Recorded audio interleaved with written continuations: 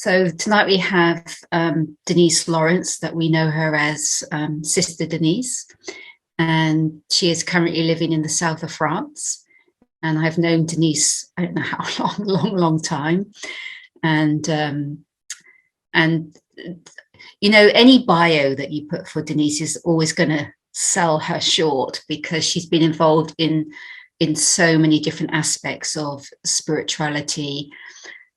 So I'm going to do my own little bio here, and that is that I think the thing about Sister Denise, she was the first soul in the West to take Baba's knowledge, which is quite an amazing thing. And her main teacher was Daddy Janki, but she's also, you know, she also learned Hindi, so she's had access to Indian texts, talking to seniors fluently. So that journey has allowed her to imbibe spirituality in a way. She's got the East and West, she's got the Western psychology, but she's got the Eastern spirituality. She's a researcher. You know, if Baba says Link in the Murli, Denise is going to research it. You know, if Baba says diamond, Denise is going to watch a video or go to a diamond mine to find out what Baba is really talking about here. So this is her skill, and also that ability to articulate spiritual concepts in the way that are easily able to we're easily able to understand. So there's much more that I could say, but I'd rather hear you on this topic. So Sister Denise, I'm going to actually spotlight you so that when I come off camera, everyone sees you. And yeah, you've got half an hour to share on this topic, and then I'll come back on and we'll have a little chit chat and see if anyone has put anything in the chat. So okay, half an hour. Yeah, thank you, Margaret. Yeah, it's amazing. We go back a long time, and so much water under the bridge as we are, you know, classmates in this sort of invisible university of spirituality, the Brahma Kumari's World Spiritual University. And I've always liked the idea that this is a university. And I remember when I was in university, where I was studying literature and philosophy, and we had very small groups, and I liked the small group. They called it a seminar, like with about 8 or 9 people. So everybody was really involved. And I like that process of interaction.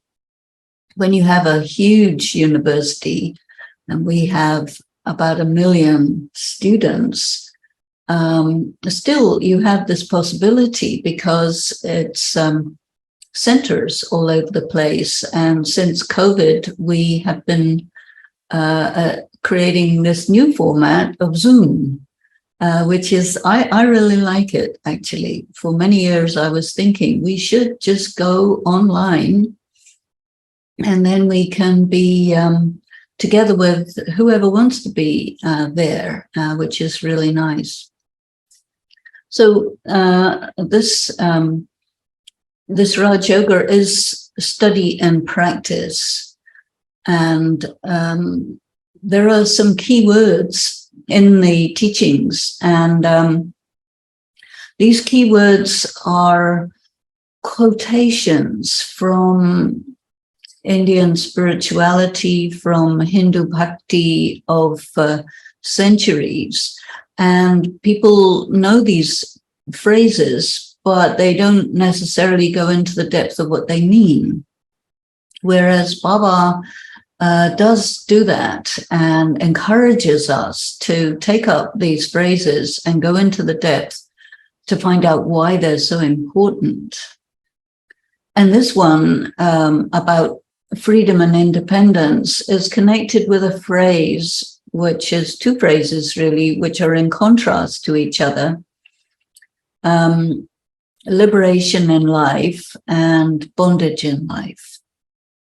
So bondage is something that devotional people are very conscious about, especially in India. There is this idea of karmic bondage. We know the philosophy of karma.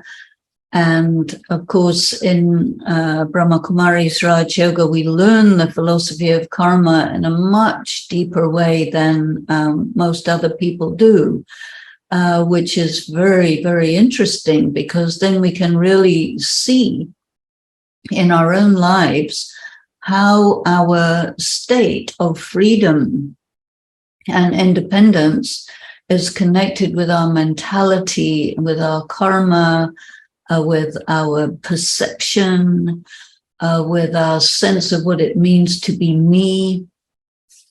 And we have learned, on the one hand, there is the self who is a master of our own story.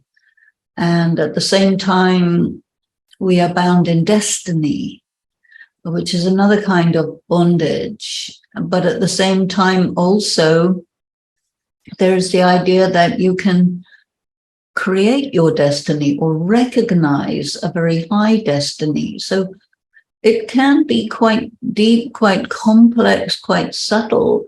You can understand this on a simple level, but why we are still studying it after 30 years, 40 years, 50 years, 80 years, is because as we continue to study and practice, we can go to deeper layers and discover paradoxes and deal with the paradoxes. So this one is, I think, particularly interesting because I think a lot of people are completely unaware of the things that limit their freedom. And we need to, first of all, become aware so that we then can have the option to do something about it. And if we want to do something about it, then we need to know what the options are. So one thing is we are limited by karma. It's a limitation, and it's also a huge arena of opportunities, depending on how you interpret it, how you work with it, how you handle it. So we are born according to our karma. And so there may be some accounts that we have with our parents, our relatives, a particular country, a particular group of people in the social context. And I always interpret karma not as something that is a punishment or a reward, but more like, okay, if I have been doing different actions that come from a place of personal weakness or lack of greater understanding, then it is an arena of lessons. And Daddy Janki, who I learned a great deal from, always used to say that life is to be a student for your whole life and to have an attitude of learning. So whatever is taking place in our lives, there's always something to understand from it, to learn from it, because the purpose of everything is to take us forward, to make us strong, and to make us experience. No other purpose. Yes. So in that case, there is often a tendency to feel that if something is difficult or unpleasant, then its purpose is to make me feel bad about myself. But no, that's conditioning, social conditioning. So we have to always remember that the purpose is not what we have been conditioned to think. The purpose is to carry us forward. And this conditioning is itself something that takes away our freedom. So as we grow up, we are taught by parents, teachers, religious authorities, various things about ourselves, which are designed to make us feel guilty, bad, insufficient, inadequate, etc., because the idea is that if you praise a person, they'll get too arrogant, which is not necessarily the case at all. It's a belief. But what a lot of people do is they internalize these messages, which are put downs, and that itself is a bondage. And so if that is the case with you, you need to recognize it and to see how external voices have given you a message to diminish yourself and to not really realize your potential and to give up easily, this sort of thing, or to allow yourself to be used, or I'm only, or I'm just, this kind of expression will come out. And this is because of social conditioning and not really a spiritual reality. So these are a type of thing that we have to recognize. When we hear ourselves speaking like that, we need to raise a red flag and say, wait a minute. According to God, I am a pure, powerful, peaceful, loving, blissful being of light. And I have all kinds of rights. And that's my identity. I have a role to play. I have a brilliant destiny, etc., etc. So these are messages that we receive from God through the Murli, through Brahma Baba, which are saying, honor yourself, who you really are, understand who you really are, and that some of these messages of social conditioning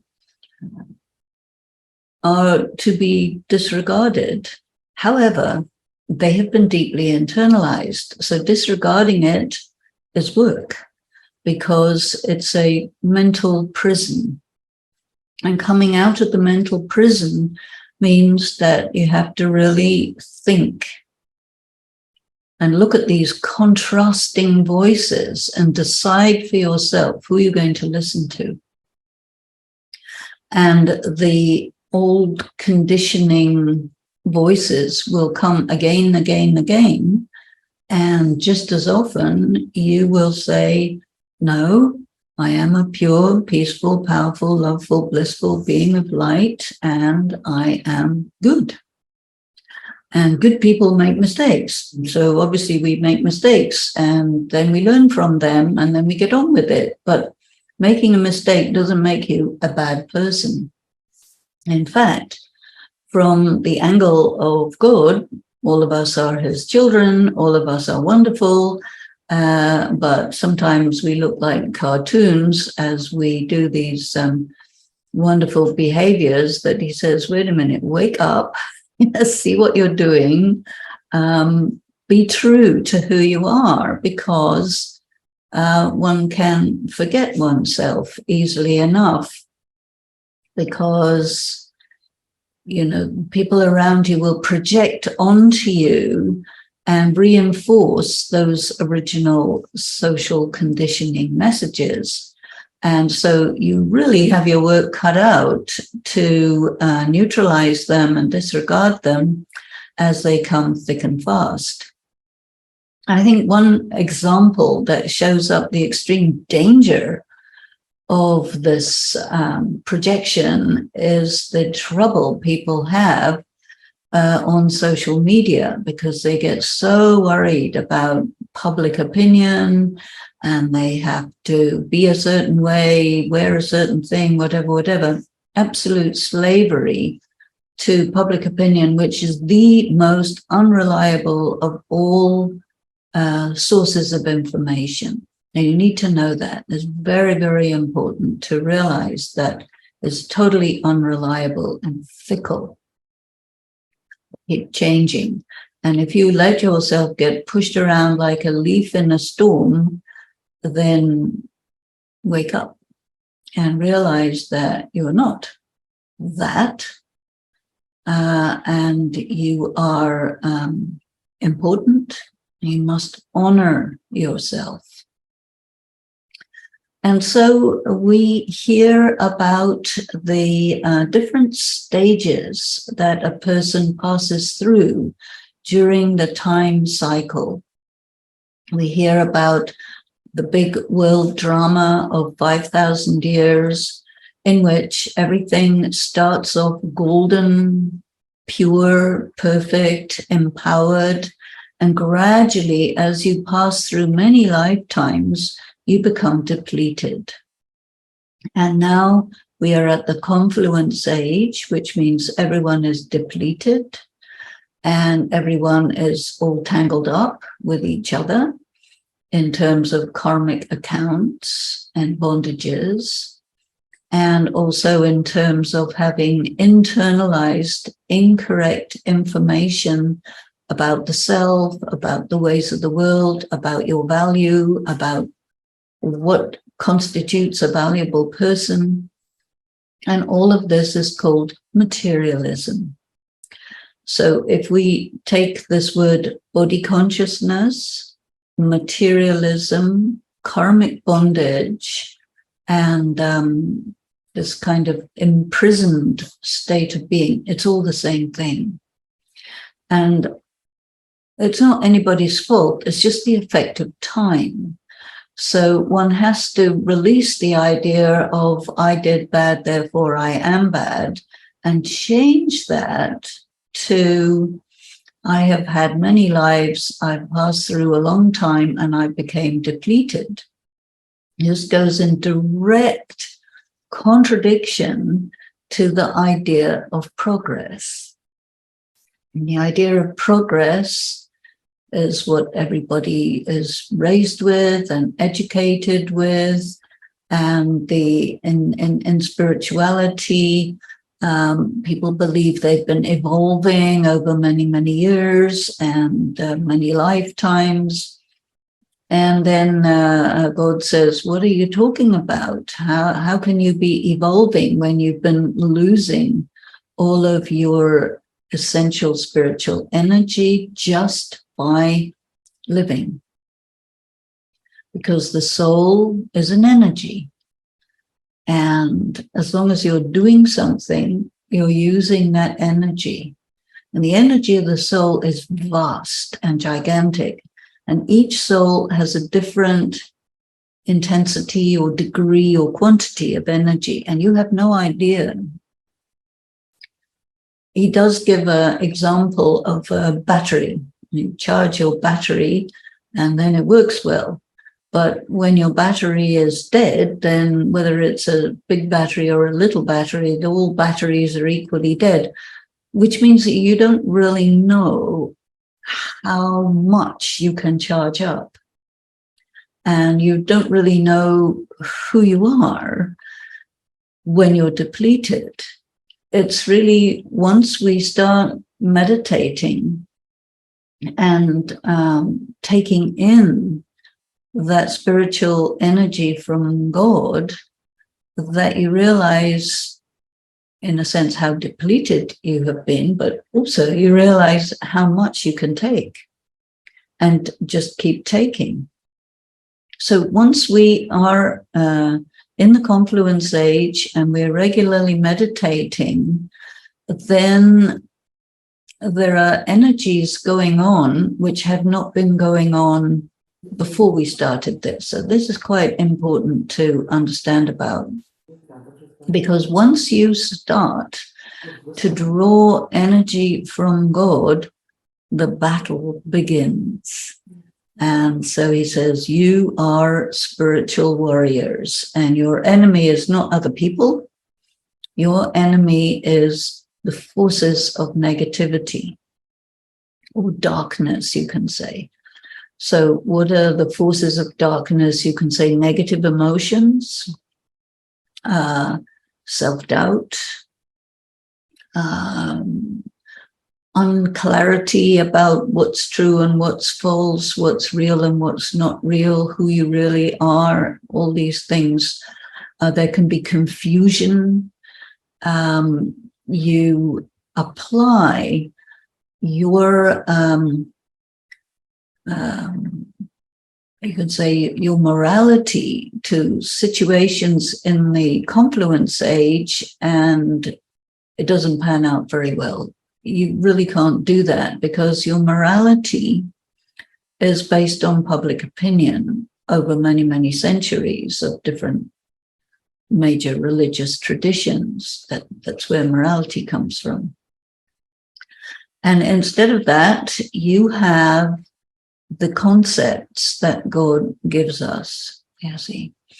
And very often people don't quite notice the extent to which they will take on board the knowledge, and little by little you see the contrast between knowledge and not knowledge, and you will have both running together for quite some time, and they are in opposition with each other. And that opposing set of ideas, which you don't really notice how much you are operating on the basis of two mutually exclusive ideas about what's real, about what you are, about how to function, that creates a lot of disturbance. And also, in addition to that, once you start this practice, you also begin the process of settlement of karma. And so every so often you will find yourself having a really bad day and you won't know why. And so in regular way of thinking, you'll think, oh, you have a really bad day, you must have done something to do that, or how terrible it is to have a bad day, or this is a bad day, I can't do anything. Maybe you will allow it to get you depressed. But the knowledge says there will be bad days.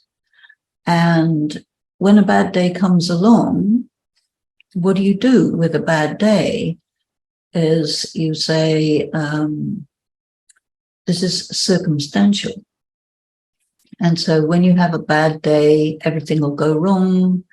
And so therefore it means you have to be patient, you have to be tolerant, you have to be flexible, accommodating, slow down, let it be, get through it, these kinds of things. And so a bad day is not really a bad day. It may just feel like a bad day, but it is a day which obliges you to activate these characteristics, these qualities and powers of patience and accommodation and being flexible and being okay with it and get through it. And that it doesn't mean you need to beat yourself up. It doesn't mean anything bad about yourself. It is just simply you have to pass through a bad day because it's good for you to develop these strengthening characteristics. And if you didn't have any bad days, you would remain too weak. And so you realize that something that feels like a bad day may actually be very good. And so you use your power of recognition to understand that. And then you are a little bit freer from good and bad, positive, negative. And instead of being caught up in it feels good or it feels bad, your focus is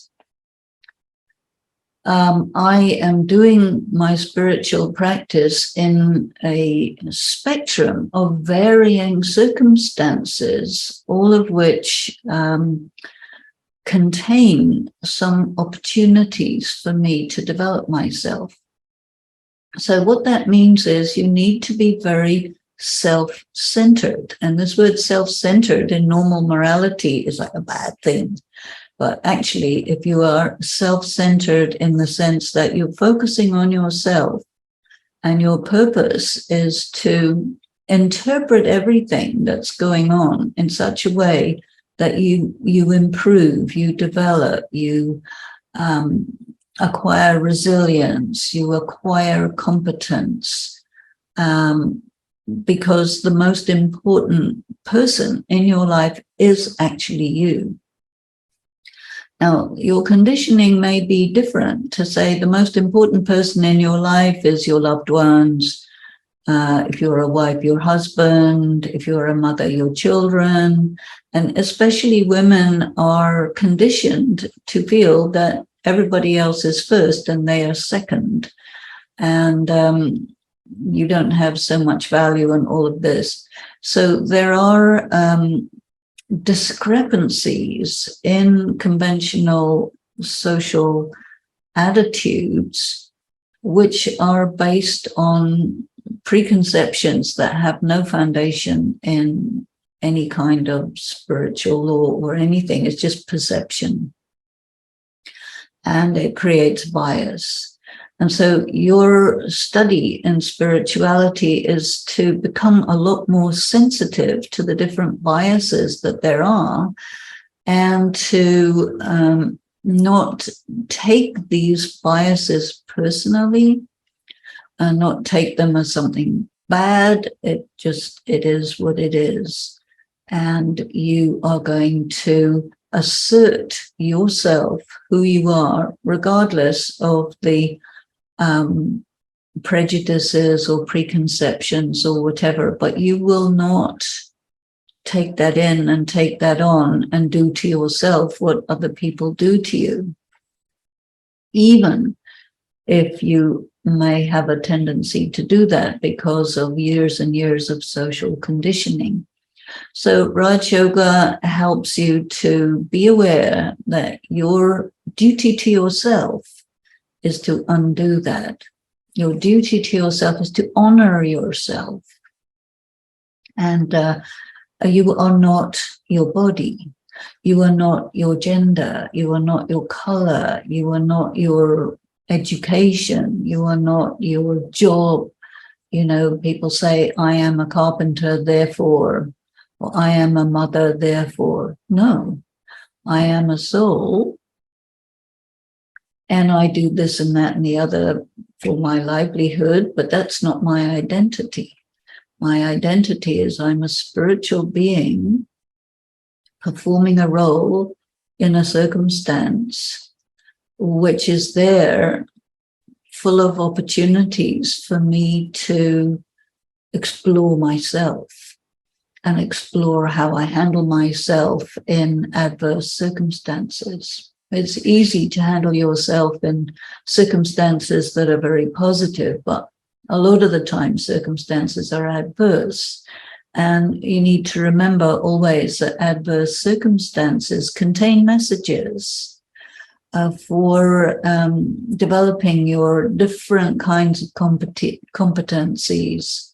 Can be life skills, it can be how you feel about yourself, resilience against things which make you want to give up or get depressed or feel sad or sorry for yourself or something like this. Because when we start having negative self-talk, that really drains out the spiritual energy. So what Raj Yoga says is if you're going to do this, meditate and study, then don't do things which go against it.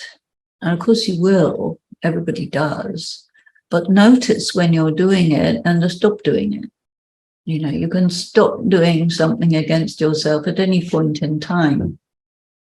And then you also need to notice habits of thinking which are negative and turn them around. So the study gives you a huge number of ideas to work with about the self, about your interpretation of what's going on around you, such that your thinking about yourself and about what's going on remains meaningful and positive. And then you are much more likely to do positive karma. You are much more likely to be on top of things. You will not have a problem in your meditation, because if you start doing a lot of negative self-talk and then you want to meditate, then that self-talk will go rushing into your mind like a tsunami, and you won't be able to have a spiritual conversation that is uplifting. It'll be, oh, woe is me, or why is this happening and why is that happening? And when something like that happens, refer yourself to some sentences in the study that strike your mind, that are uplifting, that ring true to you, and work with those sentences and to such an extent that they actually drown out the negative self-talk that was wanting to take over. And don't give up on that, because these habits of mind have been there for centuries. You know, you're an old soul, and you've been around. You've been male, female, different cultures, different kinds of work, different levels of society, all sorts of things you have been. And you have accumulated all sorts of mental habits based on sense perception. Something looks bad, therefore it is bad. Something feels bad, therefore it is bad. It looks good, therefore it is good. So this reliance on sense perception to determine whether something is real or unreal, or good or bad, that's the deception. And that sits in the soul as a bondage and makes us do karma that supports that bondage or intensifies that bondage. And on the other hand, the study and practice of Raj Yoga will flag it up. You'll notice it. You'll say, hey, self, don't do that. Don't go there. Stop now. And turn. There's no point doing a 180, because every 180 is followed by another 180 and you go back where you were. That doesn't work. You have to turn gently, just like if you're turning a boat in the sea. A very big boat needs a lot of space to turn. And so you are also a very big ship. And this is a symbol for life. I'm a ship on the stormy ocean and I'm going somewhere, but don't go the wrong place. You want to go to the right place, which is really self-honor, self-awareness. And so just turn yourself gently until you're pointed in the right direction and keep it up. Do not try and do these practices too intensely, because you won't be able to keep it up. So when I was starting this, I was trying to figure out, okay, with what intensity should I be doing this so that I can actually sustain it indefinitely? And I decided just arbitrarily, I will make a spiritual effort 4% more than what's comfortable. So just a tiny bit. Because if you just do what's comfortable, you'll slack off. If you do too much, you won't be able to keep it up. So I figured just like that, 4% was good. And it has stood me in good stead because, you know, even after 50 years, it's still going. You know, you go through so many things, so many stages, so much terrain. And if you can still carry on, that's really good. So I will stop there and turn it back over to Margaret. Thank you. There's a lot in there, but there's it's like you've taken us on a journey, but I'd like to kind of go back to the beginning and to, you talked about honoring ourselves and this starting point that we are good, because in a lot of religions it's you're not good, you're born through original sin. Your starting point is not good. So I just wondered if you could just kind of share a little bit about because what's happened is, you talked about how we've deeply internalized these things that we don't even know that we're walking around thinking we're not good. Yes, exactly. So, I have one thing to my advantage, which is that I'm really not religious. And so I was saved from this message of you're an original sinner, because I used to really think about these things as a very young child. And I used to think that doesn't make any sense. And I remember thinking particularly, okay, at the end of the world, there'll be everybody will be taken out of their tombs. I mean, what kind of condition will they be in? I mean, that doesn't make any sense. What is going on here? There must be something else. And so I've always had this thought that the religious teachings are not being interpreted as they could be. It's too gross, it's too physical, and I don't buy it.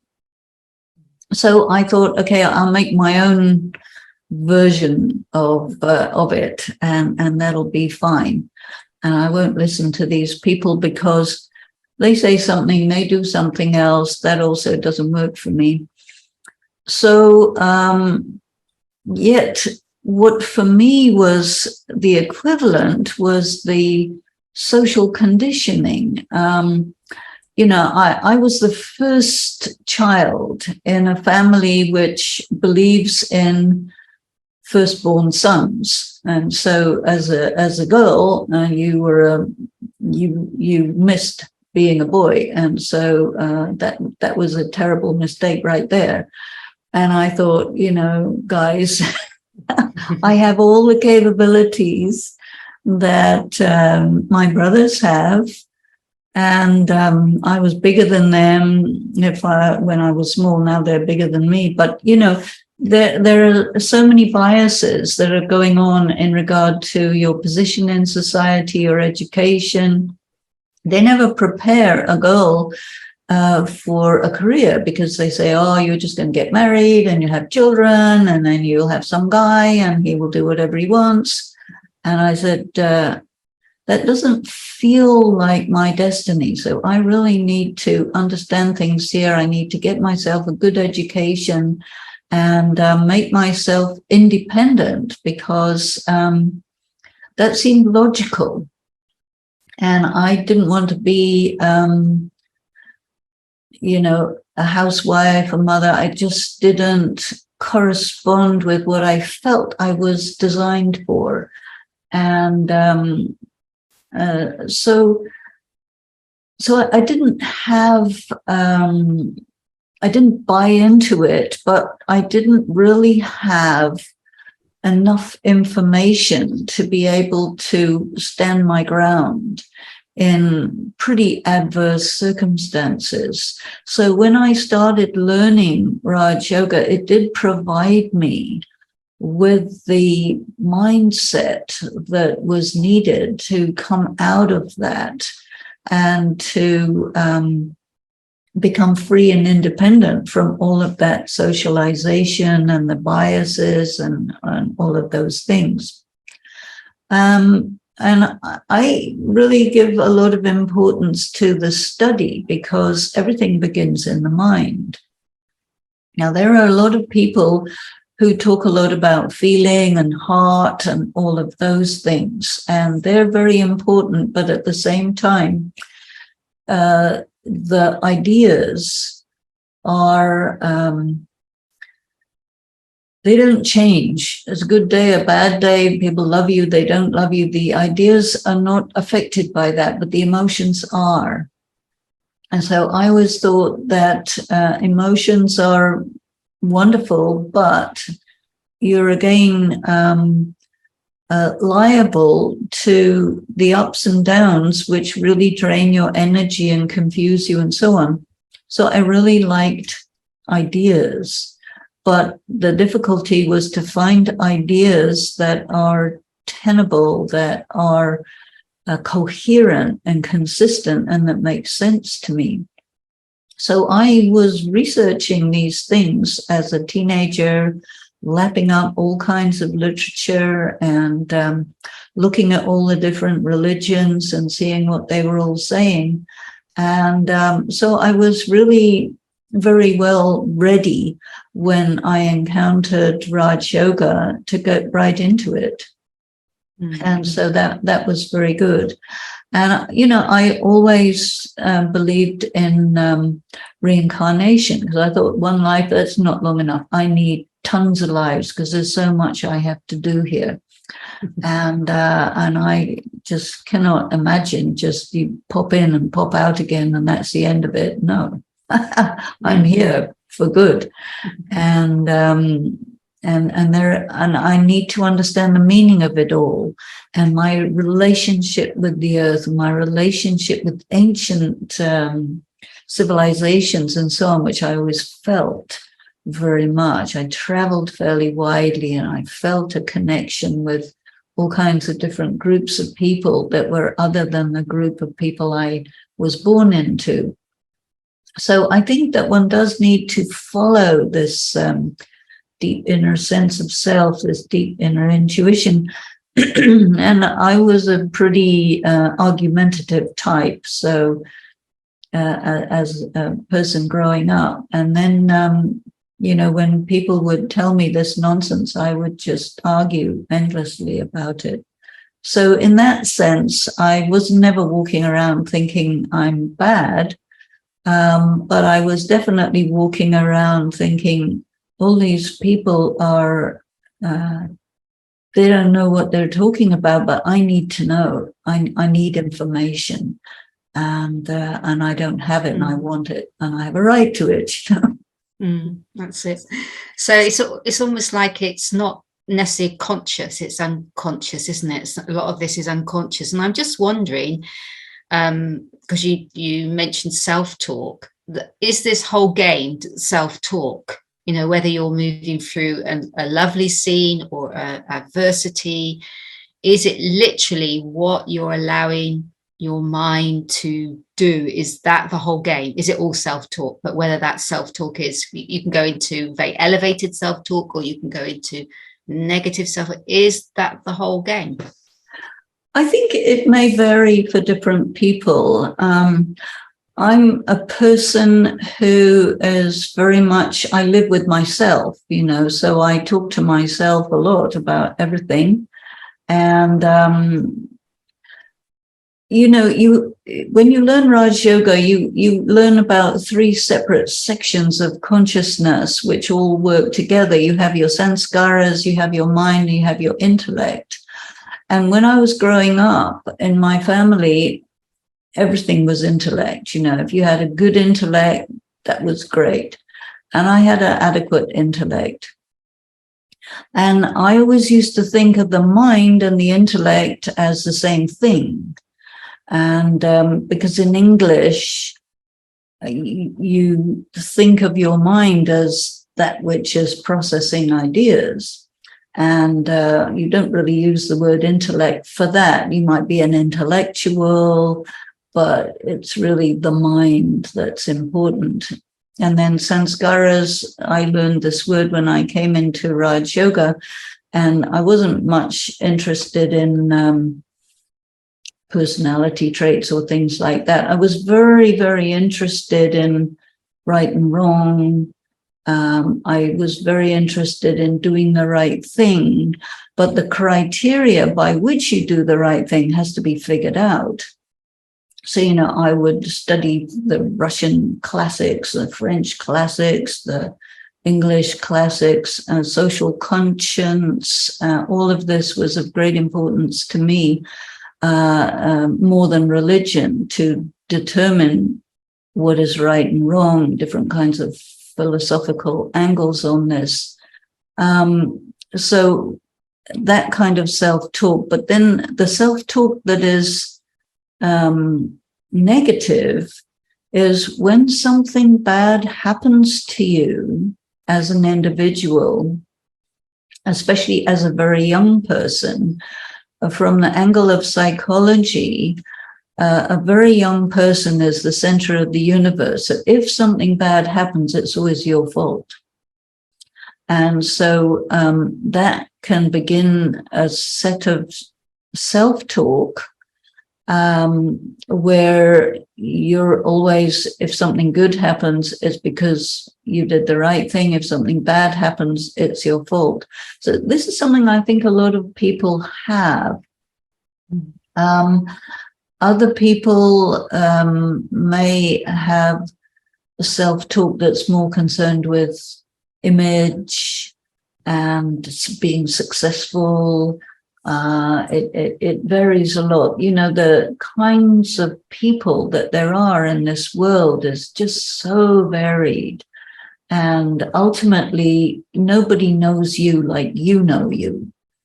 And I think people do project on each other their preconceptions. And I know a lot of people would project things on me and view me as something that to me was I'm nothing like that. What are you talking about? How can you see me like that? I'm not even close to that. And these are the kind of preconceptions and filters that people are conditioned to acquire.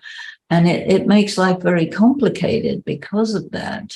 Prejudice is something that really needs to be looked at. Racism, gender bias, religious bias, national bias, all of these biases. And I grew up with a lot of that because I had a very mixed type of background, family, and so on. And there was a lot of prejudice around, which I thought was completely bizarre. And I never bought into it, but I was surrounded by it, you know. Actually, there are some questions that have come in. One is, does the soul have a distinct memory of our deep intentions and purpose? And can this become obvious in life? Well, I would say it does, but it's very deep. And to my way of thinking, before you engage in Raj Yoga, you are looking for answers. To a lot of people are in that mentality, which leads them to Raj Yoga. And this is because there are deep memories. And when it's time for you to find yourself, these memories will precipitate to the surface, and they will push you in the direction, you see, of finding the answers that are important to you. And you do become very concerned about, well, who am I and what am I and how do I find out and what is this? What's going on? Why is the world like this? Why is life like this? I need to make sense of it, and I need to honor my sense of who I could be, should be, might be, or am I crazy, you know? So I do think that, yes, there is. And often adversity opens up doors, isn't it? Sometimes adversity creates a kind of stops you in your tracks and you can't go on the way you are, and it opens up a search or wanting to understand why this happened or whatever. So, you know, adversity plays a great part in the coming into the spiritual journey for many. There's another one. Yeah, I think it definitely does. I think it triggers these memories. Because as long as everything is nicey and everything is going along fine, you don't question it. But all of a sudden, some bomb falls on your head and you say, what's going on? And you really start to look at your life and look at yourself and look at what's going on and say, I need answers. Mm. Another question, what does the soul take with it when leaving, going to the next life? I think, is it karma, knowledge, experiences? Many things, really. Your next birth is said to be according to your karma. And you'll also hear the great importance given to your last thought, because your last thought becomes then the first thing that you do in your next life. And so if your last thought is very elevated, this last thing you do is a very important karma that dictates where you go. I mean, you also do have destiny, and the two play together in a paradoxical relationship. You do take your sanskaras, your life experience, your talents, your propensities and tendencies. You are a being who is in continuity. And so the kind of person that you are now, that's the kind of person that you will be then. And there are modifications, of course. And in one way, you can be like a long playing record which has 10 or 15 songs on it. And when you finished one song, then your next life is another song. So you can be emerging different characteristics. Every time you take a new birth, you will change gender.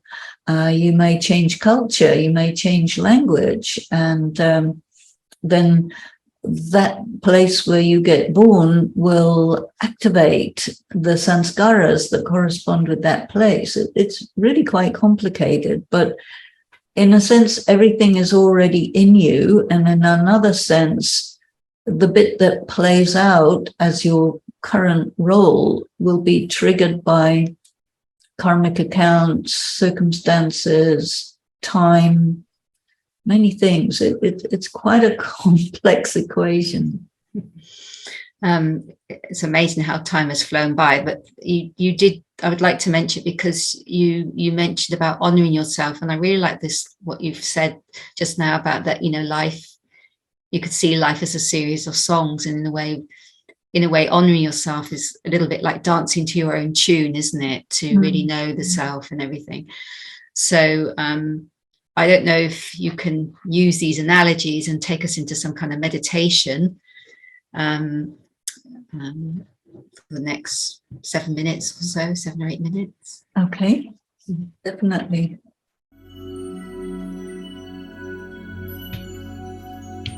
So slowly, gently, let yourself go inside. Position yourself on the inside of your face. Your face is a mask that you're using in this life. But behind the face is that being of light that you are. It's not a man or a woman, it's a being. There's a mind, sensitivity, a heart.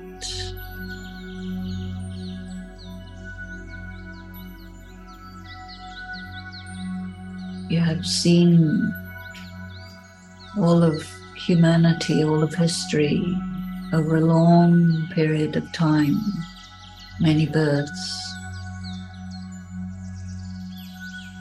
You don't remember it, but it's there, deep down within.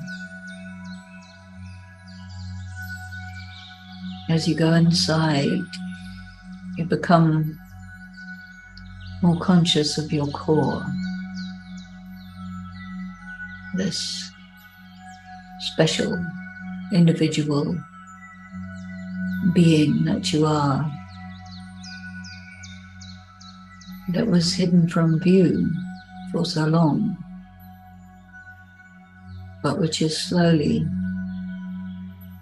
making itself known to you. That, yeah, this is me. Pure being who has an extraordinary destiny, a role to play which is significant, meaningful.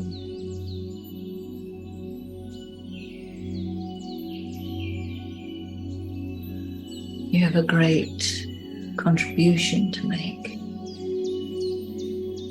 to the atmosphere, to the feeling around you, because you belong, connected to the source.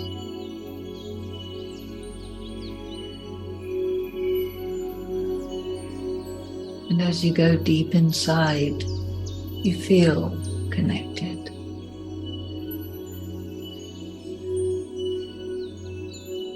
Because you are in that space where that one is.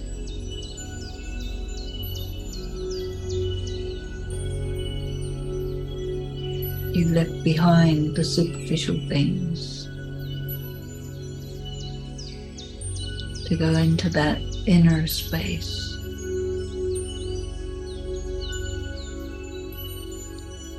You feel your essence. You feel that connection with the One. And you know that you live with that One through all the seams. And that One is showing you to yourself. You are valuable.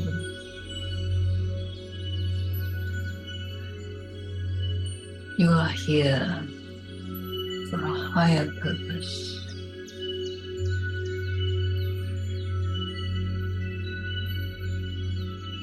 Everything that has happened, good and bad, has been to carry you forward and to connect you to your essence.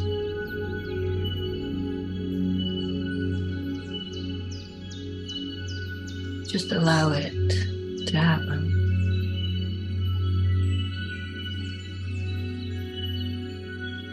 Just be there in that space of connectedness.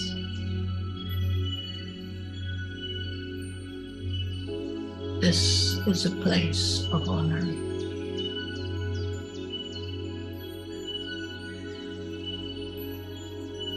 Always know that you are connected and that that One is with you at every step.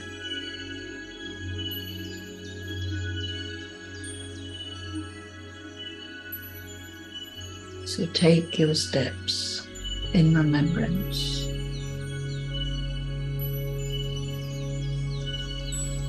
Move forward quietly, secretly, meaningfully.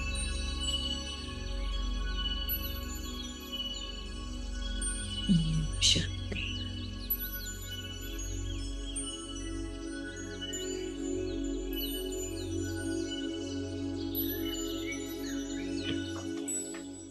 Thank you very much. Seems like such a beautiful thing to take time to honor the self, isn't it? Raj Yoga is really about honoring the truth about the self. It's so easy, but in one way, and in another way, it's because you've got all these internalized things. As you said, you have to just keep going, no matter what comes, because it's all there to take you to your essence and move you forward. It's quite beautiful to see it like that. It's not there to put you down, or, you know, it's only there for sort of soul empowerment. That's it, really, and to express the best of yourself. So thank you so much, Sister Denise, for, you know, giving us time. I know your life's busy. I know you had a program earlier on and probably some in between. I saw you on ones. I was cooking and listening. So every day she's on Zoom everywhere. So, but many souls are benefiting, which is really, truly wonderful. So, Margaret, thank you. So just